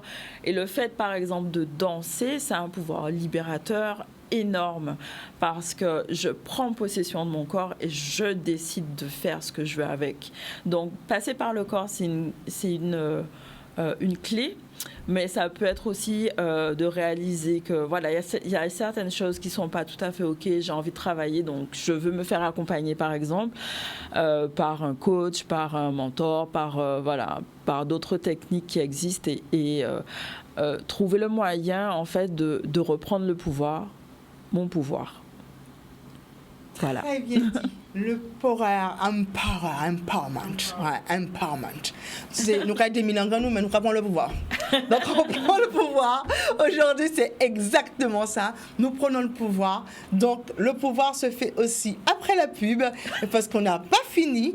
Il nous reste un dernier plateau pour ces femmes puissantes, ces femmes vraiment puissantes qui vont clôturer cette édition spéciale ZCL du 8 mars. Alors, chers téléspectateurs et auditeurs, parce qu'on n'oublie pas, c'est vrai qu'on a beaucoup parlé, mais merci à ceux qui rejoignent Canal 10 Télé, mais on est aussi sur Facebook, et vous êtes aussi sur le Facebook du ZCL News, mais pas que, sur C10 FM et RHT Guadeloupe, notre radio partenaire.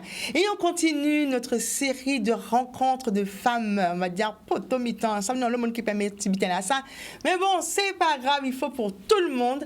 Et on va à la rencontre de Sandy Sky et de la chronique S2M qui nous a laissé son petit message. Alors, sans Danique, parce qu'aujourd'hui, c'est la journée internationale des droits de la femme.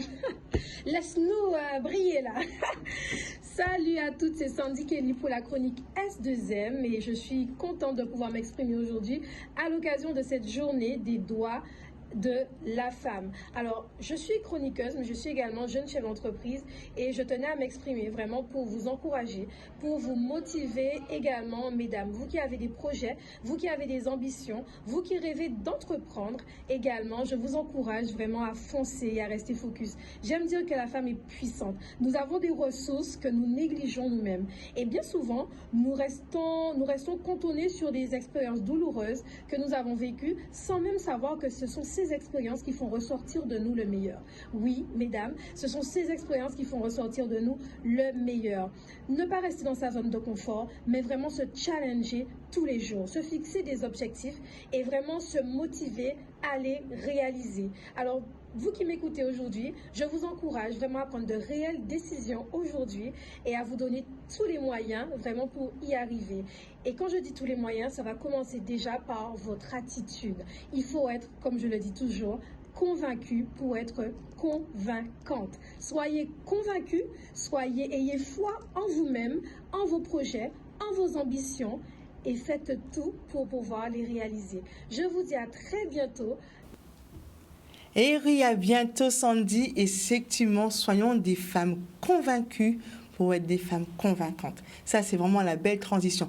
Durant toute cette émission, on a beaucoup parlé de la femme qui est effectivement inspirante, qui est valorisante, la femme qui est toujours debout, mais sans émotion, sans se connaître. Est-il possible d'aller jusqu'à ce terme? Est-il possible effectivement de se réaliser si on ne parle pas de nos émotions? Eh bien justement, c'est ce que va nous parler Barbara, qui est avec nous et que je salue. Bonsoir Barbara. Bonjour ma chère dame puissante, inspirante, rayonnante que tu es. Bonjour Merci à beaucoup. toutes mesdames, bonjour à tous aussi, on n'oublie pas les hommes. Ah oui, c'est vrai que c'est leur journée, mais on est un peu égoïste aujourd'hui. On a le droit. Oh oui, on a le droit. Et on va aussi saluer Martine qui est avec nous. Bonsoir Martine. Salut Laïla. Bonjour à toutes les femmes et à tous ceux qui les aiment. Alors, nos deux femmes puissantes sur le plateau, justement, avec Barbara, voguons vers nos émotions. Eh oui, tout à fait. Alors, pourquoi les émotions? C'est vrai que souvent, quand on parle des émotions, il y a une petite connotation négative, n'est-ce pas? Oui. Bon, alors j'étais un peu trop vite puisque je crois quand même qu'il y a le jingle, mais tout ça pour dire que les émotions font vivre. On va le voir tout à l'heure.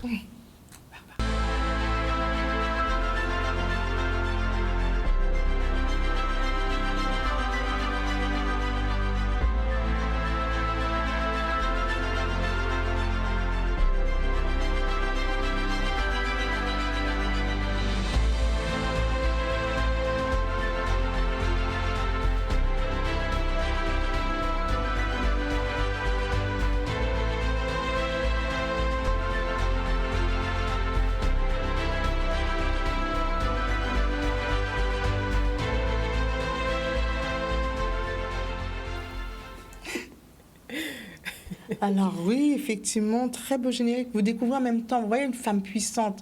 On est dans l'innovation. Alors justement, nos émotions, Barbara, qu'est-ce qu'on doit en faire? Eh bien, écoute, déjà en prendre conscience ouais. Et se laisser vivre les émotions, puisque c'est vrai que je vais faire un petit focus sur la femme antillaise, même si je sors un peu du cadre, mais c'est vrai que nous avons été aussi habitués, éduqués, dans le cadre de notre construction identitaire. J'ai parlé une fois des drivers, n'est-ce pas? Quand je dis driver, c'est soit parfaite, soit forte, à ne pas forcément vivre nos émotions. Pour rappel, les drivers sont les injonctions de faire et de ne pas faire que nous ont inculquées. On aime nos parents, mais nos parents, la société, quand nous avons grandi, tout simplement. Et c'est vrai que l'une des premières choses à se dire, c'est que les émotions sont importantes. Et il est important de pouvoir les vivre. Mais bon, tout ça, on va définir au fur et à mesure. Et c'est vrai que souvent, on en parle de façon négative, en disant, par exemple, mais mes émotions me jouent des tours. Voilà, je monte dans les tours, n'est-ce pas? Mais ce qui est important de pouvoir se dire, c'est que les émotions peuvent justement être des forces. Voilà, donc en fait, j'ai aussi voulu, parce que je trouve ça important de pouvoir aussi définir ce qu'est une émotion, en commençant déjà par dire que la femme est un être relationnel et émotionnel. D'accord? Donc ça, c'est quelque chose qu'il faut aussi qu'on considère. Nous avons ce côté intuitif, ce côté sensible, n'est-ce pas? Qui souvent aussi peut être vu de façon négative. Ben non, mesdames, c'est votre force. Vous êtes un cadeau, mesdames. Parce que vous êtes émotionnelle, vous êtes sensible, sensorielle, intuitive et aimante. Je n'ai pas dit que les hommes ne le sont pas, attention messieurs, mais disons que la femme a cette particularité, cette sensibilité qui va lui permettre notamment, par exemple, que ce soit dans la sphère familiale, de pouvoir mieux comprendre, que ce soit l'époux, le copain, les enfants, mais aussi la sphère professionnelle. Et plus on va en faire quelque chose qui est positif pour nous, que ce soit, on verra tout à l'heure les différents types d'émotions qu'il y a, et plus nous serons fortes, mesdames, pour pouvoir justement impulser une nouvelle dynamique, notamment aussi au travail et dans ce que nous pouvons entreprendre, puisque nous sommes aussi puissantes pour entreprendre. Oui, ça, on n'a pas cessé de le dire durant toute cette émission. C'est ça. Et alors, pour revenir sur la définition, donc oui, on va l'afficher, la définition de l'émotion. Donc, j'ai pris la roue, ça, j'aime bien faire ça, puisque c'est important aussi de savoir de quoi on parle. Donc, il s'agit d'émouvoir, ça vient d'émouvoir, donc d'après l'ancien français, motion, mouvement, se mouvoir. Et en allant un peu plus loin, ça va être un trouble. Donc, ce qui dit trouble, c'est pas quelque chose c'est quelque chose qui vient, qu'on doit affronter, un trouble que nous allons subir, une agitation passagère causée par un sentiment vif, que ce soit la peur, la surprise, la joie, la colère, justement qui font partie des émotions qu'on va citer tout à l'heure. Et ce sera la réaction physiologique, physio-psychologique que l'on va avoir face à une situation souvent extérieure qui va venir se présenter à nous. Ce qu'il faut savoir, c'est que souvent, cette situation va provoquer chez nous justement ce fameux trouble, un changement, mais ce sera aussi lié par rapport à notre façon de pouvoir percevoir aussi ce qui va nous arriver. N'est-ce pas, Naïla? Je vois que tu souris. C'est vrai qu'on va aussi interpréter. Par rapport à notre interprétation, qu'est-ce qui va se passer, que ce soit par rapport à nos objectifs ou nos valeurs, comme on aurait été chamboulé, du coup, on va réagir de façon physiologique. Soit, si c'est la joie, ça va être super, mais si on arrive dans des choses un peu plus compliquées à gérer, tant la colère que la tristesse, là, ça peut être freinant pour nous. Voilà, c'est pour ça qu'on dit souvent que les émotions, elles nous jouent des tours. Hein, voilà. Tout à fait. Eh bien, en fait, pour poursuivre, hein, en fait, dans l'idée, donc j'ai parlé des émotions, on va en distinguer 4 primaires, hein, il y en a bien d'autres, hein, mais on a la colère, la peur, la joie et la tristesse. Voilà, donc j'ai voulu mettre une petite illustration. C'est vrai que ce qu'il faut se dire, et c'est important de l'accepter, c'est que ce sont des réactions qui vont venir de façon assez surprenante, de façon spontanée et involontaire. Donc, on peut apprendre à mieux gérer les émotions, mais elles doivent venir, ces émotions-là. Elles doivent se manifester, hein, puisqu'en fait, elles ont des caractéristiques qui seront importantes pour nous. Et mieux nous comprenons les vertus des émotions, justement, et mieux nous pouvons les gérer ensuite, et même gérer plus loin, les apprécier. Alors, je peux continuer du coup, hein, c'est que je suis déjà lancée. Voilà. Donc, en fait, parmi à quoi servent, donc on va passer au support suivant, à quoi servent justement les émotions? Eh bien, les émotions, en fait, vont être une source d'information, puisque l'émotion, elle va être porteuse d'un message. C'est-à-dire que moi, je vais avoir une émotion parce que justement, j'ai subi un trouble où il y a une information qui n'est pas passée comme elle voudrait. L'émotion est aussi facilitatrice, on va y arriver, pour agir. Elle va aussi pouvoir nous motiver à changer notre façon de penser, par exemple, ou à prendre une décision. Elle va pouvoir aussi nous aider à nous adapter, hein, face à un changement. Ou encore, j'irai plus loin, elles vont être révélatrices d'un besoin qu'on n'a pas encore réussi à satisfaire. Et donc, pour aller plus loin, mesdames, et pour vous aider justement à mieux appréhender les émotions, je vais vous proposer une petite quick list qui va apparaître. La quick list, ça va être quoi? Les choses à faire, donc dans quelques instants, pour nous permettre de mieux gérer les émotions et d'en faire des forces. Donc, on va commencer bien sûr par être à son écoute, être à l'écoute et accueillir les émotions. Quand je dis les accueillir, eh bien, elles sont là. Je ne vais pas les réfréner, je ne vais pas me bloquer parce que ça va générer justement des mots aussi dans le corps. D'accord? Donc, je les accueille. Après les avoir accueillis, ça va être important justement de voir ce que je ressens dans mon corps pour pouvoir mieux comprendre quand j'ai telle information, ce qui se passe aussi dans mon corps, que je vais laisser couler pour mieux comprendre. Ensuite, quand je disais, on va rebondir sur le fait d'exprimer les émotions, donc à moi-même, c'est important. J'ai envie de pleurer, je pleure, je veux crier, je crie. Ce sera une façon aussi une forme d'exutoire pour que je puisse après arriver à me dire, écoute, j'ai besoin de ce temps donné pour pouvoir crier, pour pouvoir pleurer, pour pouvoir être en extase. Laissez-moi vivre, quoi. Voilà. Et ensuite, ça va être de se dire que je vais aussi pouvoir exprimer auprès des autres. Mais quand j'aurai pris le temps au préalable, moi, d'accueillir mes émotions, le message pourra mieux passer. Je serai dans une meilleure dynamique puisque j'aurai dégagé tout ce qui est négatif et notamment le poison émotionnel. Donc, je fais vite, mesdames, puisque c'est vraiment un grand sujet. Mais ça va vous aider à mieux communiquer. Donc, avec une petite méthode. Donc, observation. Donc, quand je parle à l'autre personne, je vais dire, voilà, j'ai observé tel fait, j'ai tel sentiment, j'ai tel besoin et telle demande. Ensuite, ce qui va se faire, c'est que je vais essayer de satisfaire mes besoins, reconnaître et satisfaire les différents besoins que j'ai. Et quand j'aurai fini tout cela, je vais aussi prendre du temps aussi pour mieux me connaître à travers des temps de repos, de méditation. Voilà, Naïla, je sais qu'il faut aller vite, donc voilà ce que je pourrais donner. C'est super, et effectivement, c'est des super conseils. Et on ne peut vraiment pas finir cette émission avec les grandes figures. Et là, on connaît déjà Martine, elle aime chercher, elle va nous découvrir. On la rencontre les mercredis, la culture selon Martine, on aime à l'entendre, mais aujourd'hui, cette femme présente, cette femme puissante, cette femme entreprenante, cette femme chef d'entreprise, elle a toutes les casquettes. Et il faut savoir qu'on la remercie parce que c'est les petites mains qui font qu'aujourd'hui, vous avez cette belle émission. Donc Martine, on va dire, a contribué à vitesse waouh. Elle a su dire présente parce que sincèrement, cette journée dédiée, on ne peut que la remercier. Mais on va vers elle et on te demande de nous présenter justement ces figures du proue qu'on ne connaît pas et qui nous inspirent et sans que le vous savoir. connaissez pour la plupart. Il y a beaucoup qui... Oui, on les connaît. On oublie parfois qu'elles ont été précurseurs, mais on les connaît. Alors bonjour à tous, bonjour à toutes. Aujourd'hui, c'est une journée internationale de vos droits.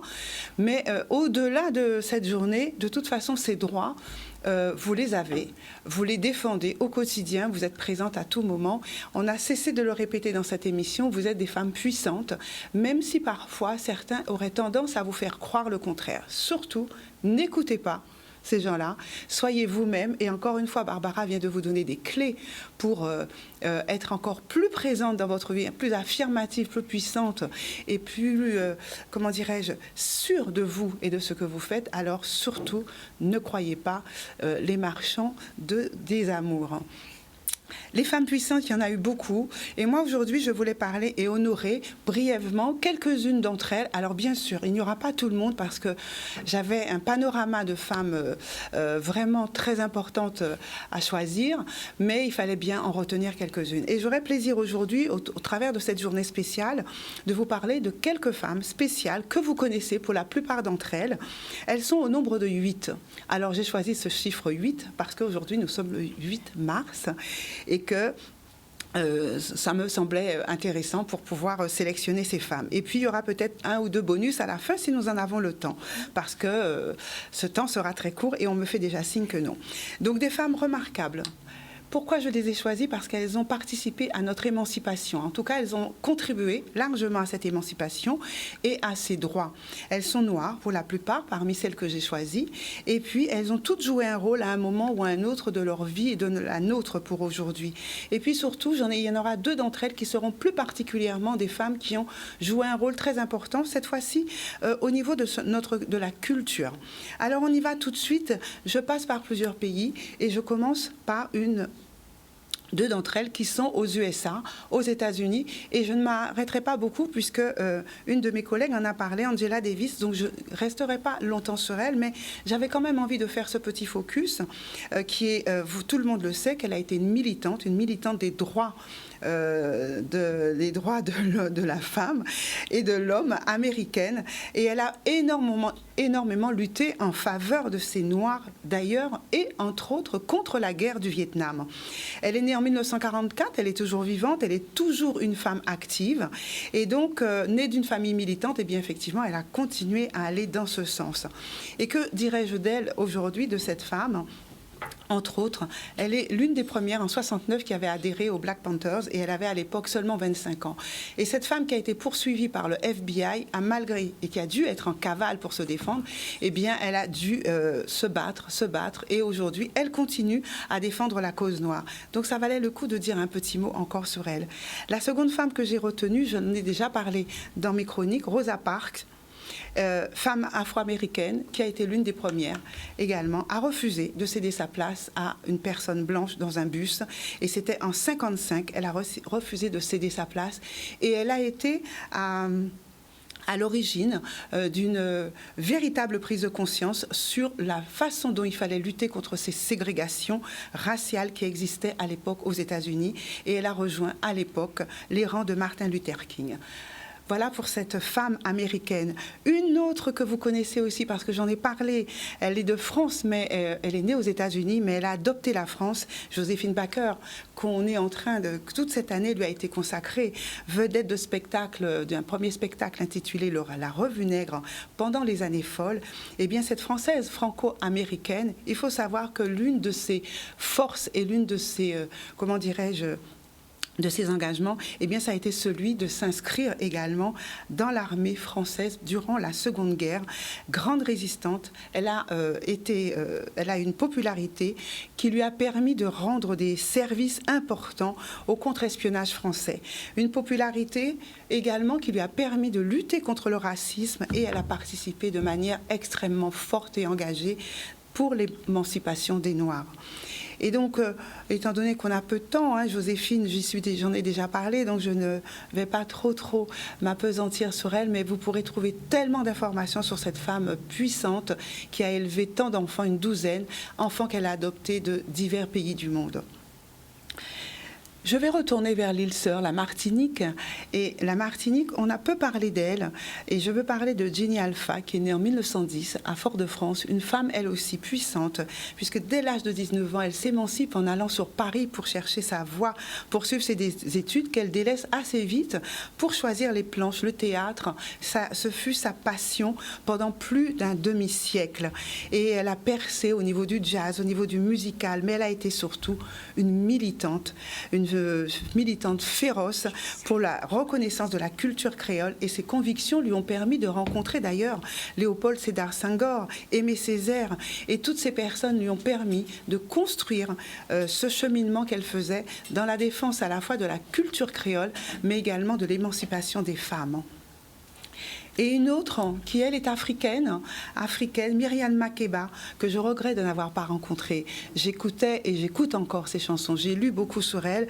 Ce fut une voix légendaire, une femme rayonnante, une femme inspirante aussi, mais une femme avec des convictions tellement fortes pour défendre pour ses prises de position contre l'apartheid, mais également pour la défense des femmes.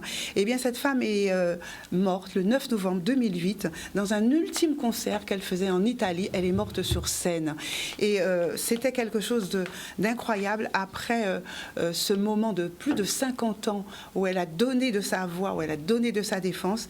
Elle est morte dans un pays étranger en sachant qu'elle avait été exilée de son pays pendant plus de 30 ans pour ses positions contre l'apartheid, mais elle n'a jamais lâché. Elle a toujours continué jusqu'à ce qu'elle soit rétablie dans ses droits de femme africaine, et elle est retournée dans son pays à ce moment-là, mais malheureusement elle a quitté ce monde dans une terre étrangère, mais elle a laissé un patrimoine énorme d'engagement, de force, de chansons, d'albums, de positionnement, et cette femme, au bout de plusieurs décennies, était appelée la Mama africaine partout en Afrique et dans le monde entier, et il faut savoir qu'elle a obtenu un Grammy Award en 1965 pour un album qu'elle avait réalisé avec Harry Belafonte. Excusez-moi. Eh bien, je continuerai et je terminerai avec Nina Simone, qui était aussi une femme inspirante noire, qui, il faut le dire, a aussi beaucoup œuvré pour la lutte pour l'égalité et des droits des Noirs. Et la première chanson, Mississippi Goldman, en 1964, a été pour elle une réponse à des assassinats et des attentats contre les Noirs. Donc, une femme, je vous propose vraiment de réécouter sa musique extrêmement forte et engageante. Voilà, mes deux dernières, ce sont des femmes de la Guadeloupe. Madame Georges Tarrer, que j'ai rencontrée, que j'adore, et qui est pour moi une femme inspirante, qui a beaucoup fait. Et Jeanne Tarrer, Madame Georges Tarrer a 100 ans passés aujourd'hui. Pour moi, c'est une figure incontournable de la société antillaise. Elle a été sage-femme, elle a été de profession, un caractère bien trempé. Elle a été femme politique à Pointe-à-Pitre, adjointe au maire de Pointe-à-Pitre. Elle a mené une carrière incroyable, et un documentaire qui a été réalisé par Anne de Tarragon et Steve James a retracé toute sa vie. Et puis un clin d'œil à Simone Schwarzbard. Je n'aurai pas le temps d'en dire plus, mais vous savez à quel point cette femme est aussi inspirante et qu'elle défend la culture créole au travers de ses écrits. Voilà, puisque le temps nous est compté. On se dit à très bientôt. Et je crois que Naïla doit faire la conclusion quand même. Ouais. Oui. Alors, on est arrivé à la fin de cette émission. Mais avant de nous quitter, le petit clin d'œil pour les personnes qui sont dans la ville de Pointe-à-Pitre, j'avais promis de le faire. Donc, vous êtes invités ce soir. Donc, le flyer, vous allez le voir, Journée internationale des droits de la femme. C'est au centre Réminet Souta, boulevard Légitimus. Donc, à 16h, il y a des consultations gratuites. C'est pour ça que je tenais vraiment. De l'Union des jeunes avocats de la Guadeloupe, Saint-Martin et Saint-Barthélemy, pour les personnes qui sont victimes de violences. Donc, à 16h, consultation gratuite avec ces avocats. Et à 18h, vous aurez conférence débat sur le thème victimes de harcèlement ou de violence, quelle prise en charge. Donc, vous aurez des avocats, des magistrats, des psychologues, ainsi que les associations d'aide aux victimes qui seront présents sur place. Je vous le rappelle, c'est ce soir, je pense que c'est 18h, je ne me rappelle plus l'heure qui était sur le flyer. Donc c'est à... Je vois pas l'heure. 18h, à partir de... C'est à partir de 18h, à partir de 16h déjà pour être là, et à partir de 18h la conférence. Et puis je dis à tous ceux qui ont fait le choix de venir, donc on remercie Muriel, Mina, Emeline, India, Francette, Marie-France, Isabelle, Sandy, Qui d'autre? José, effectivement, José. Et bien entendu, Barbara et Martine, d'avoir fait l'honneur d'être aujourd'hui avec vous. Et puis, bien entendu, tous les auditeurs et téléspectateurs de Canal 10 et les auditeurs de RHT Guadeloupe, merci de nous avoir suivis. Il faut que je rende l'antenne. On remercie Jordan pour la réalisation. Et on vous dit à demain. Vous allez retrouver, bien entendu, M. Zandronis à son poste. Il nous a fait l'honneur de nous céder la place. Donc, on vous dit à très bientôt. Restez connectés à Canal 10 et à demain pour un nouveau ZCL News.